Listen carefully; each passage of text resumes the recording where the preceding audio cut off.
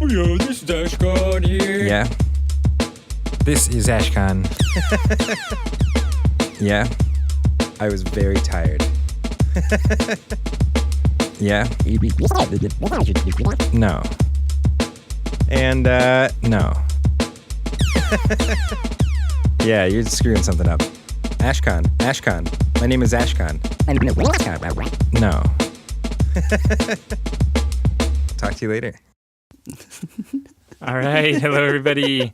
That was entirely recorded without Ashkahn in the studio. We just kind of sampled some songs that he was in from the past, so it's actually pretty fun to put together. My name's Graham. My name's Jake. And we are still winding our way through some of your construction questions you've sent in. Meandering our way.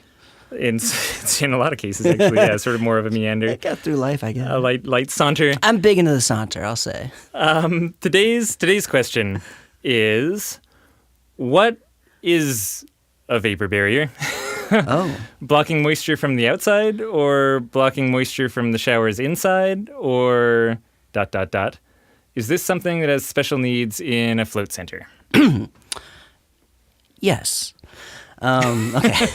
So yes, first and foremost. Yes to all of this? Yes to all of those things. All right, yes. Thanks. Well, if you guys have questions of your own. Yeah. Yeah, send them in. Float Tank Solutions. No, we can break it down a little bit.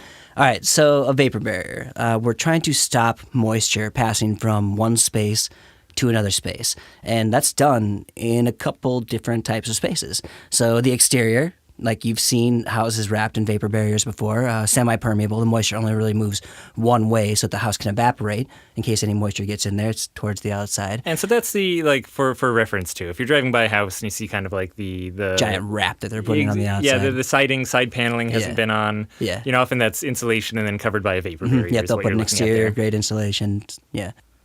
All right, so then the other one there was on the interior, trying to keep that humidity from damaging your building materials.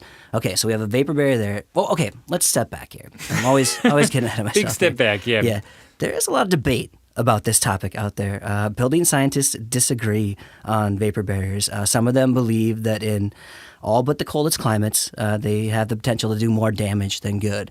And like, how could that possibly happen? Well, it's that you could get moisture stuck inside of your walls. If moisture is moving through either through diffusion or through like some kind of puncture in your wall, like around junction boxes, for example. This is why we really like airtight junction boxes. If that humid air gets into the wall cavity and then it instantly starts to cool down, condensation starts to form inside there. Then that's food for mold and mildew and everything like that. And then if that condensation doesn't have a way to evaporate, you get what's called a sick building syndrome. This is why you'll see some vents under eaves of some houses and stuff like that, so that you have this evaporation of this moisture.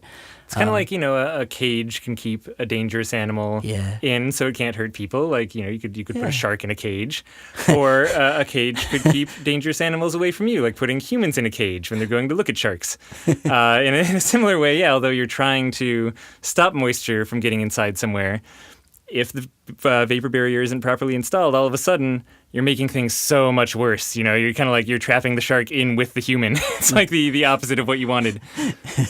So yes, totally a possibility there. I would argue for float rooms, this is pretty important for us actually to keep all that humidity within a space and only getting it evacuated via the exhaust system or via the HVAC system. I don't want that moving through my drywall into my framing, into those open air cavities. In a worst case scenario, that moisture is moving through my drywall and then stops at that moisture barrier. And we use 3mm and 6mm poly visqueen, basically a plastic, and we just adhere that to the face of the studs before we put up our drywall.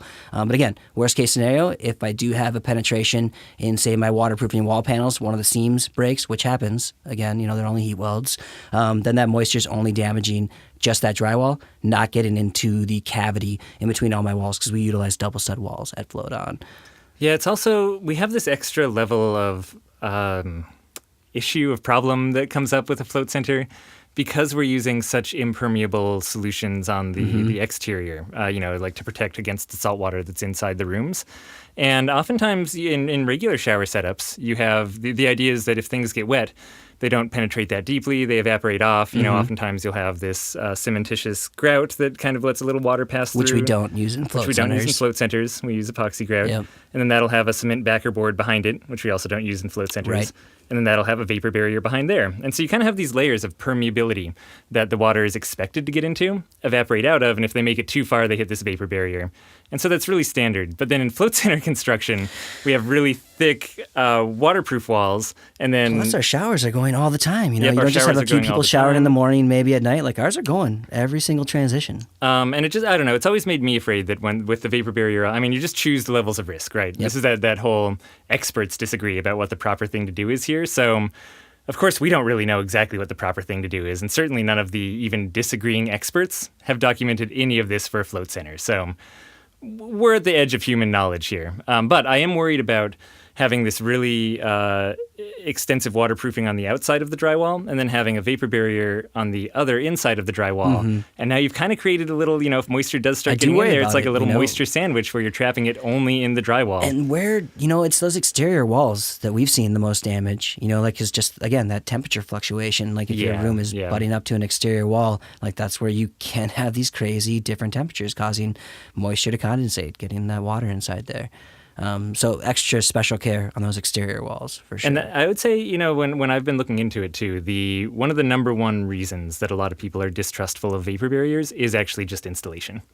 Absolutely. You know, like a lot of people are like, hey, if this is installed perfectly, great, it'll do its work. But what are the chances that your installers are going to install a vapor barrier with absolutely no punctures? Like the question. How are you attaching it with studs? Like, are you stapling it on there? Because those staple holes are a little bit of a hole. Like, are you nailing it? Are you gluing it? Like, what are you doing to make sure there's absolutely no penetration in your vapor barrier?